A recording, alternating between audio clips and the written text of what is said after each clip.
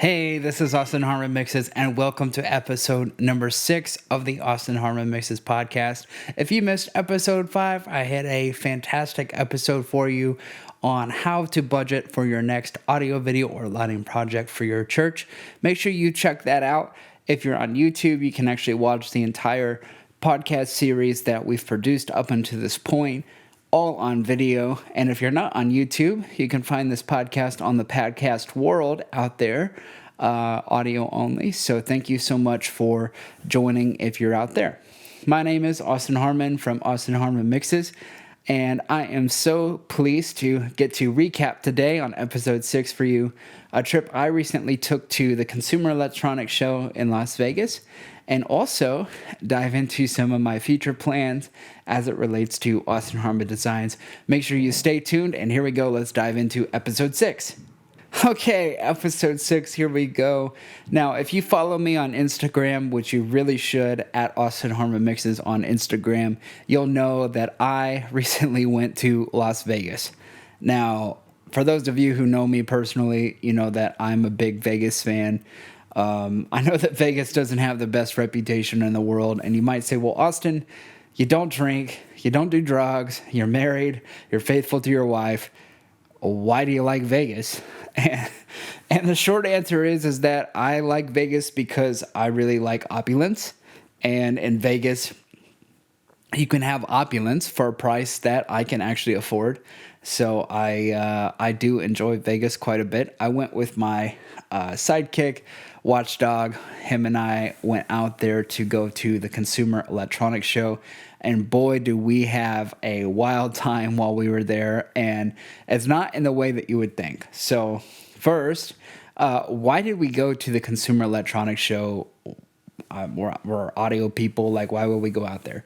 Well, you may notice a new addition to the Austin Harman Mixes podcast set here.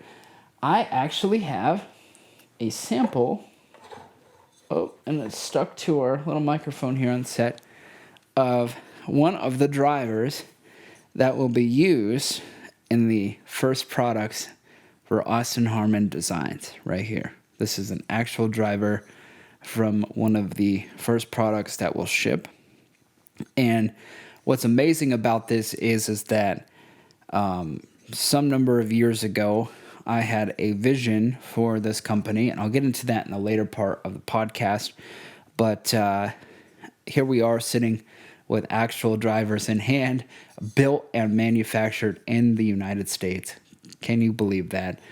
And we went to the Consumer Electronics Show to help close some of the final gaps that we have as it relates to... Whoa, Speakers are going everywhere, destroying my set here. Okay. Forgive that if you're in the podcast world wondering what the heck happened. My speakers got stuck to my microphone that's on set and caused everything to go crazy. If you're on YouTube, leave a comment. You never know what's going to happen on the Austin Harman Mixes podcast. I hope you enjoy it. But anyway, we went to the Consumer Electronics Show to fill in some of the last missing pieces that we have in order to launch the Austin Harman Designs brand. And it was really interesting because I had never been to the Consumer Electronics Show before. And if you're familiar with that show, first of all, the scale is mind-blowing. Las Vegas itself has some of the largest convention space in the entire planet, honestly. And the Las Vegas Convention Center, the actual city's convention center, has 4 million square feet of convention space. And they only had part of the show in the Las Vegas Convention Center. There was show at the Venetian Hotel. There was show at the Westgate, at the Wynn, at the Encore. There was private show meetings rooms across many different rooms, across many of the casinos there in the city. So it definitely was a very interesting layout. It prompted us to have to walk quite a bit throughout the city. So what we did is we actually landed on Thursday of the show. The show itself was running from Sunday all the way through Friday. and we landed on Thursday. Took the first flight out, and as soon as we landed, I told Watchdog, I said, Watchdog, get your good shoes on, be prepared to walk, because we are going to be walking quite a bit during the show here. Now, what's interesting is that as soon as we got on the ground, we checked into our hotel. More on that later. And, we went straight to the show. And one of the first things that I noticed from being on the show floor is that there were so many different people out there who were just there to look. And there was also so many companies who had spent a tremendous amount of money on a booth and to bring their products to life. Sony, for example, launched some new PlayStation models, and they had those new colors available on the floor. Mercedes-Benz had a new model of the A series, the A class, if you're familiar with the Mercedes lineup. BMW had a self-driving car circuit going out in the parking lot. Google had a heavy presence there. Hyundai had a big presence there. The scale of it was just magnificent in every possible way. And during that first day, Watchdog and I walked 12 miles. 12 miles during the first day. And we only had 2 days of actual show to be there for, so we wanted to make sure that we could get in as much as we could that Thursday. And we had a few goals in mind, which I can share a little bit later on down the line. But we were able to achieve those goals, making the trip worthwhile. And by the end of the first day, 12 miles in, Watchdog had a blister on his foot about this big around, no exaggeration. And we were just like, ugh. So we went back to our hotel. We were staying at the Fountain Blue in Las Vegas, which, if you are familiar with Las Vegas, the Fountain Blue is an all-new hotel, just opened 4 weeks ago at the time of this podcast recording. And wow, that's all I have to say about the Fountain Blue is wow. We were one of the first people to stay in our room, and the room itself was magnificent. Everything was brand new. It still smelled new. There's still painter's tape on the wall because it was so new that they hadn't even gotten the painter's tape down in some cases. And it just was really special. Anytime you see something that's of very high class and of that level of excellence, and then you get to see it when it's first built, it was truly inspiring, to say the least. I probably could do an entire review on Fountain Blue, to be honest. And you know what? Maybe I might do that as a reel on my Instagram. So if you want to hear more on my thoughts on the Fountain Blue Hotel in Las Vegas, do follow me on Instagram at Austin Harman Mixes, or follow me on TikTok. You can search Austin Harman Mixes on TikTok. I am also posting shorts on TikTok. I don't even know what to do with TikTok at this point. I'm just putting stuff out there and hoping it works. All right. Anyway, so the next day was Friday for the Consumer Electronics Show. Watchdog and I were planning to hit it hard again, and we got down to the location where we were going to start the show at the Aria Hotel, and we come to find out they had already basically packed up and went home. Now, the convention space at the Vegas Convention Center was still going on, but we had already been through all of that. So we were like, you know what? Let's take a little bit of a break here. We went really hard yesterday. We're both tired. So we just kind of chilled out at Aria, and it was a really nice time. If you've been to Aria, leave me a comment. Let me know what your favorite part of Aria is, or Las Vegas in general, if you've ever been there. Definitely would love to discuss that. Now, anyway, we hung out at Aria for a little while and ended up going to the MGM Grand for a bit, and made our way back to Fountain Blue because we had dinner reservations at Don's Prime Steakhouse, which is an all-new steakhouse. And Watchdog and I have been to a number of steakhouses in Vegas, both together and separately. And, we were really excited to try Don's to see how it is. And, Don's, it was pretty good. It definitely was a really exceptional meal. For standards in Las Vegas, Don's was definitely not the best steakhouse in the world, but it definitely wasn't the worst by any means. Really good food, really good service, and very enjoyable. Excuse me. So anyway, that was Friday. Definitely had a really busy day. Also, I'm in Eastern time, so whenever we go to Vegas, it's 3 hours behind. So all you West Coast people, you can definitely feel the pain here. I got up at 4 a.m. Vegas time, which is around 7 Eastern, and we went to bed at like 8 o'clock Vegas time, which is 11 Eastern. So very, very odd hours to be in Vegas. We definitely were not in nightclubs by any means or doing anything crazy like that. Not my vibe, not me. But Saturday, it was time to go home, and this is where the real craziness is. We had a flight that left about 1 o'clock and Vegas time, and Watchdog, one of my best friends in the whole world, Watchdog likes to play, and we're in Vegas, so I was like, you know what, let's do it. Watchdog and I had a crazy winning streak. We've been to Vegas. You just don't win like this in Vegas. It was crazy. We won a crap ton of money really, really fast in the Fontainebleau Casino. Thanks, Fontainebleau, for covering all of our trip expenses. We very much appreciate that. And we were like, holy smoke. We were not expecting that. And we won so much that we kind of didn't want to stop playing. And it was time to go to the airport. So we kind of rushed out of there. And we get to the airport. I'm on the phone with my lovely wife. And we get up to the gate. And on the screen there, it says, Denver, canceled. We're flying back to Columbus, and our flight through Denver was canceled. And I was like, oh, no. Now, mind you, it's the middle of the afternoon, and we were like only 6 people deep in this line that all of a sudden got super deep because everybody in that flight had their flight canceled. And I called our guy, and I said, hey, man, I need another room. Because we're stuck in Las Vegas for the night. What do you have? And he was like, hey, I've got something at the Cosmopolitan, which, if you're familiar with Las Vegas, is a very schwanky, very cool hotel, right? Center Strip next to the Bellagio.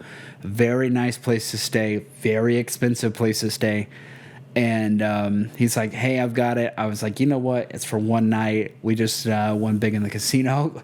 Let's do it. Let's go stay at the Cosmo. So we got an Uber back to the Cosmo, which, by the way, is like $65 for an Uber from Fontainebleau to the airport, and then another $60 from the airport to the Cosmo. So thank you, Uber. I probably put the U in the Uber during that trip to Vegas, but anyway, so we went back to the Cosmopolitan and got checked in, and after a $20 check, got put on the 53rd floor on the fountain side, and boy, did we have a view for days. It was amazing. The Cosmo is one of the tallest buildings in Las Vegas, and therefore we were basically towering over much of the Vegas Strip. And I do have some videos of this on my Instagram, so do check that out. Definitely triggered some people too, because I was in Vegas and used the Praised by Elevation song, and people didn't like that so much. But anyway, go watch that on Instagram. Good time. So we spent another night in Vegas doing all kinds of crazy stuff, and which effectively meant that we just had a nice dinner and went to sleep because we were tired. And eventually got back to Columbus. We had the 5 o'clock the next day flight out. So it was an entire full extra day and almost a full another day in Vegas, which, if you've been to Vegas and have gone hard before, you know it's very easy to spend money very quickly in Vegas. So you have to be a little bit careful. And man, oh man, what a trip that was. But the moral of the story is that mission was accomplished.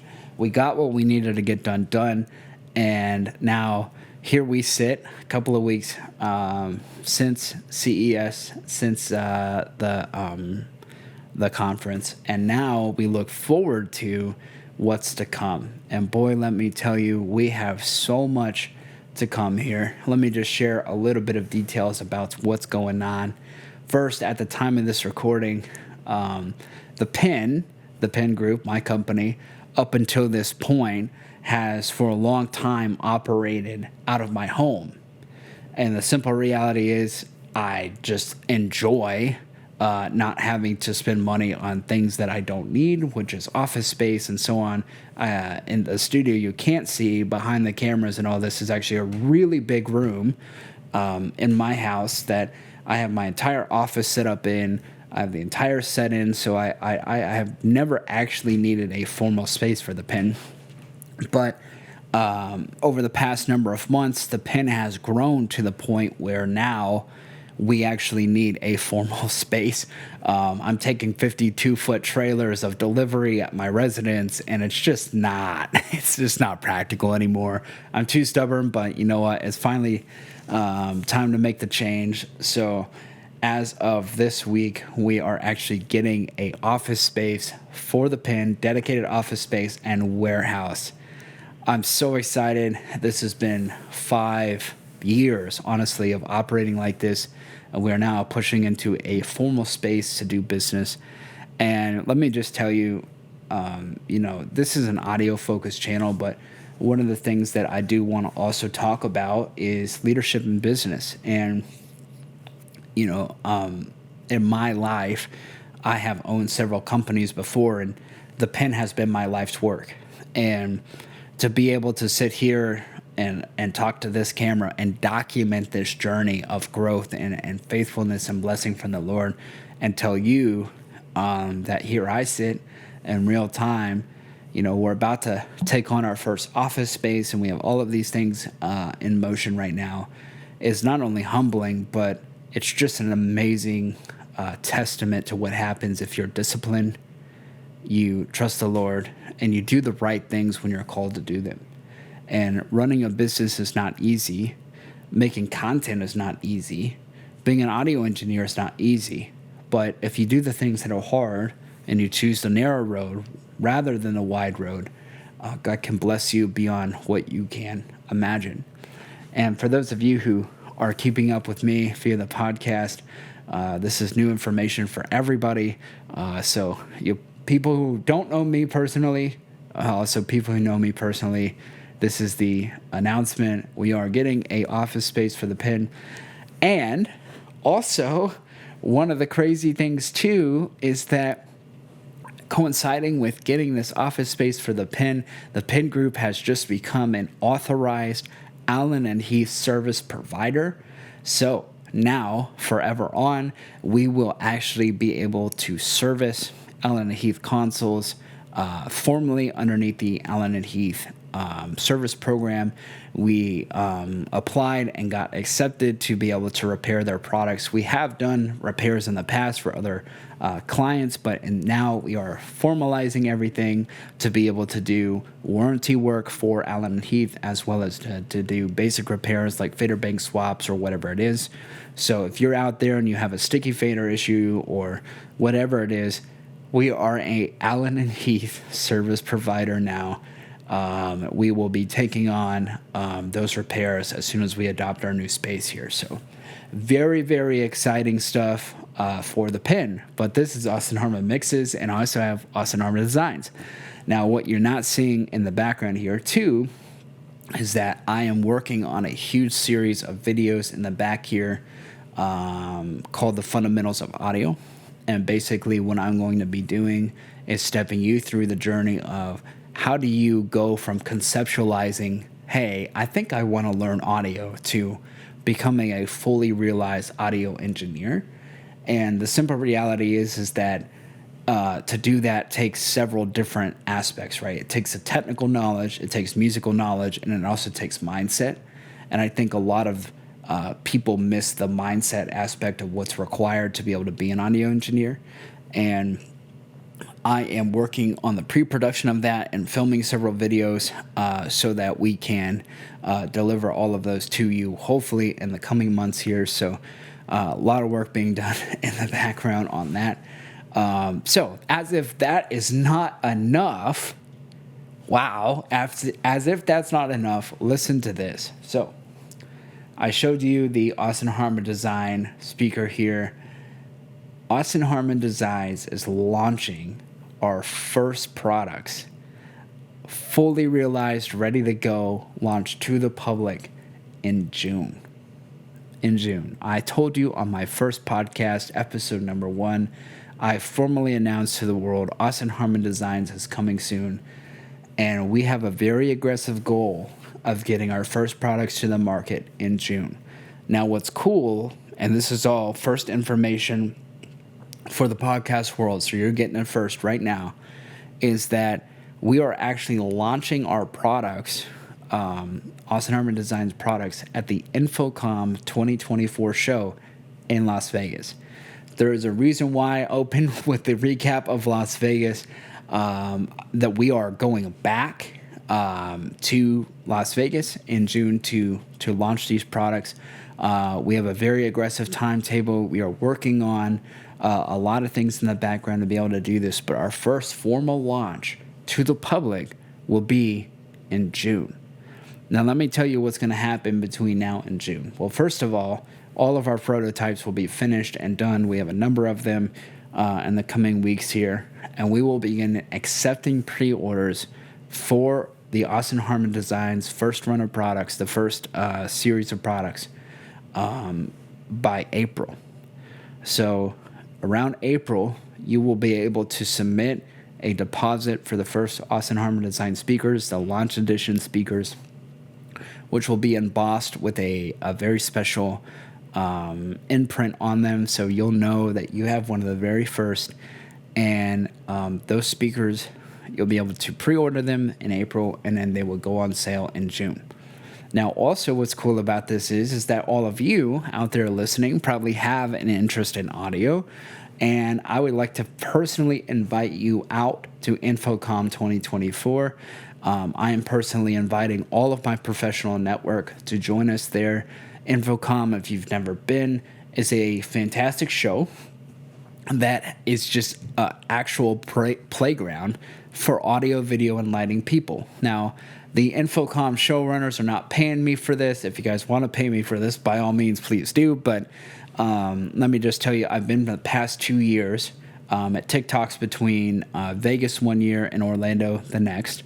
I personally prefer the Orlando Convention Center a little bit more to Vegas, just because the Vegas layout, there's so much space between the halls, so the show kind of feels a little bit disjointed, whereas in Orlando, it's just one massive continuous space.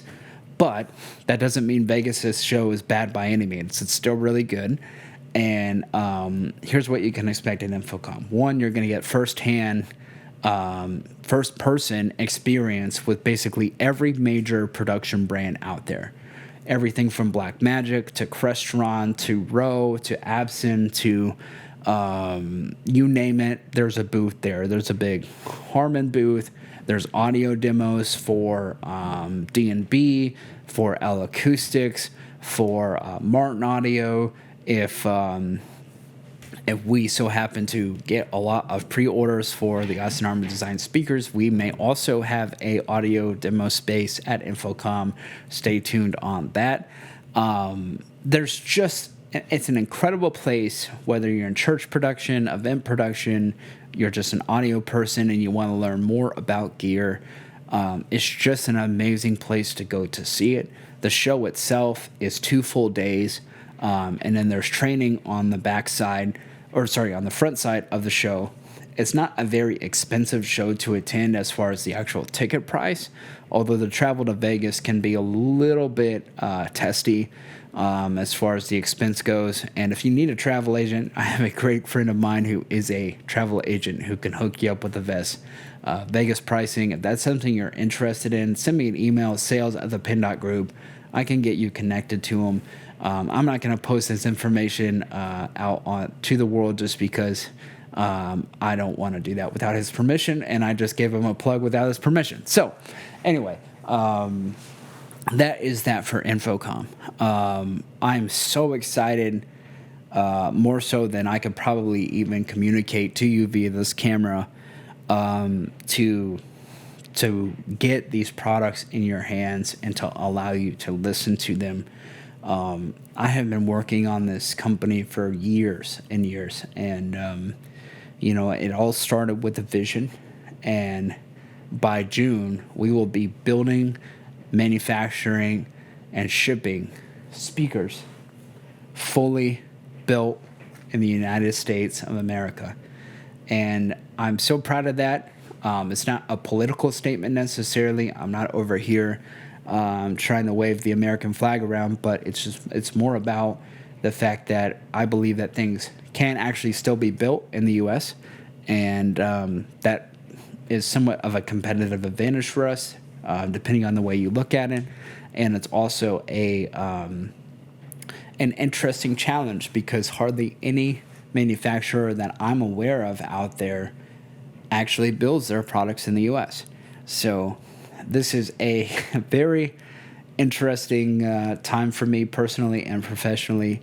I'm so excited that you're on this journey with me, and I hope that you find these things interesting. If you want to keep up with me, like I said, please do follow me on Instagram at Harman Mixes.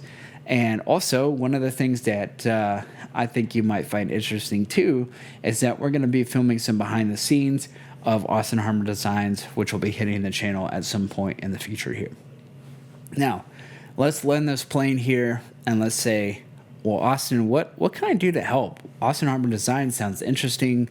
I really like what you're doing. How can I help? Well, first, I would really appreciate it if you could like, subscribe, have your friends like and subscribe, leave me a comment. I know that sounds like a simple ask, but it definitely helps to spread the reach of this video. And secondly, I would really appreciate it if you could get some Austin Harman Mixes merch.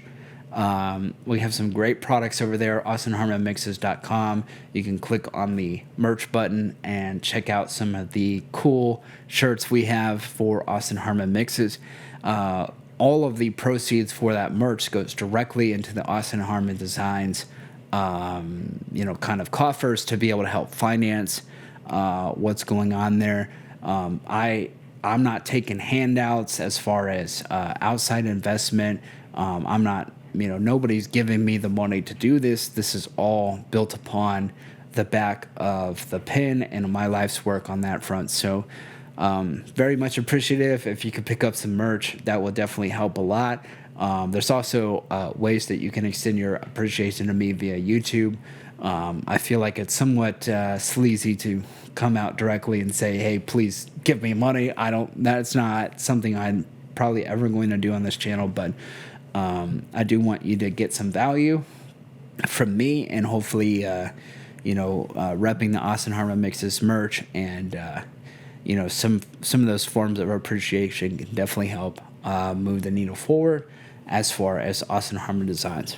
Lastly, if you want to be one of the first to get an Austin Harman Designs speaker, do go to austinharmandesigns.com and submit your email address there so that you can keep up with our communications for Austin Harman Designs, and you will be one of the first people in the whole world to have the access to be able to buy our products. So this has been episode number 6. Just recapping, we covered CES and talked a lot about Infocomm and the future plans for Austin Harman Designs. I hope that this was an interesting episode for you. If you learned something or you have a question, please do leave me a comment below. I would love to see you soon. If you need help with your church, audio, video, or lighting, go to austinharmanmixes.com and click book. Send an email, sales@thepenn.group. Either way, you can reach me. My team would love to help you. I hope you're having a great week, and I hope you're staying warm out there. God bless you, and we'll see you next time.